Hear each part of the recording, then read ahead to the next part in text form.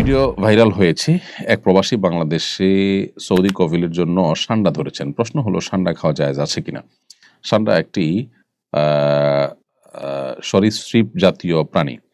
এটি ছোট টিকটিকি ও পোকামাকড় শিকার করে। দেখুন সান্ডাকে কোরআন এবং হাদিসে দব বলা হয়। বর্তমানেও আরব দেশগুলোতে এটাকে দব বলা হয়। তো এই দব সম্পর্কে ৩ ধরনের হাদিসই আছে। কোনো হাদিসে নিষেধাজ্ঞার সাব্যস্ত হয়, কোনো হাদিসে এটার অনুমোদন আ সাব্যস্ত হয়। আ বিভিন্ন রকমের হাদিসই কিন্তু রয়েছে। সাহাবায়ে কেরাম সান্ডা খেয়েছেন এরকম হাদিসও রয়েছে। আবার নবী করিম সাল্লাল্লাহু আলাইহি ওয়াসাল্লাম সান্ডা খেতে নিষেধ করেছেন সেরকম হাদিসও আছে। যেমন সুনানে আবু দাউদের একটি হাদিস রয়েছে যেটি বর্ণনা করেছেন আব্দুর রহমান ইবনে শিবল। তিনি বলেছেন যে রাসূল আকরাম সাল্লাল্লাহু আলাইহি ওয়াসাল্লাম নিষেধ করেছেন নাহা আন আকলি লাহমিদ দব। দবের গোশত বা সান্ডার গোশত খেতে তিনি নিষেধ করেছেন। এরকমটি সুনানে আবু দাউদে বর্ণিত হয়েছে। এবং এই হাদিসকে হাফিজ ইবনে হাজার আসকালানী রাহিমাহুল্লাহ হাসান বলেছেন। আবার একইভাবে আমরা দেখতে পাই যে আ ইমাম ইবনে হাজাম এবং ইমাম বদরুদ্দিন আইনী রাহিমাহুল্লাহ, ইমাম শাওকানি রাহিমাহুল্লাহ সহ অন্যান্য আ উলামায়ে কেরাম আ আ বিশুদ্ধ বলেছেন এরকম একটা হাদিস সুনানে মুসনাদে আহমদে বর্ণিত হয়েছে যেটা আব্দুর রহমান ইবনে হাসান বর্ণনা করেছেন। তিনি বলেছেন, আমরা নবী করিম সাল্লাল্লাহু আলাইহি ওয়াসাল্লামের সাথে একটি সফরে ছিলাম এবং এক জায়গায় আমরা অবতরণ করলাম। সেখানে প্রচুর পরিমাণ সান্ডা ধরা পড়ছিল। তখন সেই সান্ডাগুলো আমরা ধরলাম এবং জবাই করলাম। জবাই করার পর আ এটা পাতিলে যখন রান্না করা হচ্ছিল রাসূল আকরাম সাল্লাল্লাহু আলাইহি ওয়াসাল্লাম বের হলেন। বের হয়ে বললেন যে, আ আ বনী ইসরাইলের আ কিছু লোক তারা উম আ আপনার হারিয়ে গিয়েছে এবং আমি ভয় করছি, আশঙ্কা করছি যে আ এই সান্ডা বনী ইসরাইলের মধ্যে কিছু প্রাণী প্রজাতি হারিয়ে গেছে। এই সান্ডা তাদের অন্তর্ভুক্ত বা এটাই সেটা আমার মনে হচ্ছে।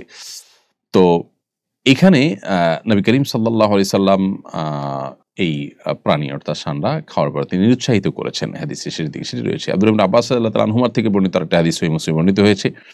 তিনি বলেন যে নবী করিম সাল্লাল্লাহু আলাইহি সাল্লামের কাছে হাদিয়া হিসাবে কিছু জিনিস পেশ করা হয়েছিল। এর মধ্যে এর মধ্যে সান্ডাও ছিল। তো নবী করিম সাল্লাল্লাহু আলাইহি ওয়াসাল্লাম সেখান থেকে খেয়েছেন। এরকম সবকিছু খেয়েছেন কিন্তু সান্ডাটি তিনি খান নাই। আ এটা তিনি বাদ রেখেছেন। তাহলে আমরা মিশ্র পাচ্ছি এই সম্পর্কে। সবগুলো হাদিস যেহেতু বিশুদ্ধ এবং সবগুলো হাদিসই বিভিন্ন হাদিসে কিতাবে বর্ণিত হয়েছে এজন্য সংখ্যাগরিষ্ঠ ওলামায়ে কেরাম বিশ্ব ওলামায়ে কেরামের মতে সান্ডা খাওয়া জায়েজ। যদিও হানাফি ওলামায়ে কেরাম এটাকে মাকরুহ বলেছেন। অনুত্তম বা অনুচিত বলেছেন। তো মৈত্রী যাত্রা নামে নারীবাদীদের একটি অনুষ্ঠান হয়েছে। অনুষ্ঠানের আগে আ এর সপক্ষে তারা ব্যাপক প্রচারণা চালিয়েছেন। তাদের পেইজে নানা ধরনের ফটোকার্ড প্রচার হয়েছে এবং অনুষ্ঠানেও নানা ধরনের ফেস্টুন এবং নানা ধরনের লেখাজোখা প্রচার হতে দেখা গেছে। সেগুলোতে যে সমস্ত বক্তব্য রয়েছে তা হলো সম্পত্তিতে নারীর সমান অধিকার নিশ্চিত করো, নারীর শত্রু ধর্মীয় মৌলবাদ, ট্রান্স নারীরাও নারী, পাহাড় থেকে সেনা প্রত্যাহার করো, তারপর আমরা সবাই বেশ্যা চাই আমাদের হিস্সা এই জাতীয় কথা লেখা ছিল। এ ব্যাপারে আপনার মন্তব্য কামনা করছি। দেখুন মৈত্রী যাত্রা নামে যে অনুষ্ঠান হয়েছে আমরা খুব নিবিড়ভাবে পর্যবেক্ষণ করে দেখেছি এখানে আসলে নারীদের অধিকারের চাইতে এখানে যারা নারী নন, যারা ফেক নারী তাদেরকে রিপ্রেজেন্ট করার চেষ্টা হয়েছে বেশ জোরালোভাবে এবং বেশ প্রকটভাবে। একজন নারী তিনি একজন পুরুষের সাথে ঘেঁষাঘেঁষি করবেন না, কোনো নারী সেটা চান না। এখন একজন আপাদমস্তক পুরুষ তিনি মনে মনে নারী, এই তথাকথিত মনে মনে নারী তিনি যখন নারীদের মধ্যে ঢুকে পড়বেন অথচ আদৌ তিনি পুরুষ, তখন সেটা নারীদের জন্য বিব্রতকর। অতএব এখানে যে সমস্ত নারীরা আসছে তারা যদি জানতেন যে তাদের মধ্যে এরকম ঢলাঢলি মাখামাখি করেছে এমন অনেক মানুষ যারা আসলে পুরুষ, তারা নারীর বেশ ধারণ করেছে মাত্র সন্দেহাতীতভাবে তারা এখানে এটা জানলে আসতেন না এবং এটা শুনলে তারা অবশ্যই ক্ষুব্ধ হবেন। তাহলে তাদের সাথে এটা এক ধরনের প্রতারণা হলো।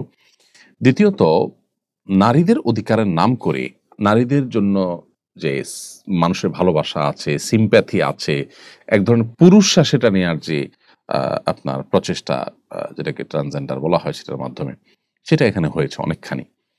অতএব এটাকে আসলে নারীদের অনুষ্ঠান না বলে এটাকে সমকামিতা প্রতিষ্ঠা এবং সমকামিতা সমাজে স্টাবলিশড করার যে আন্দোলন সেটা বললে মনে হয় ভুল হবে না।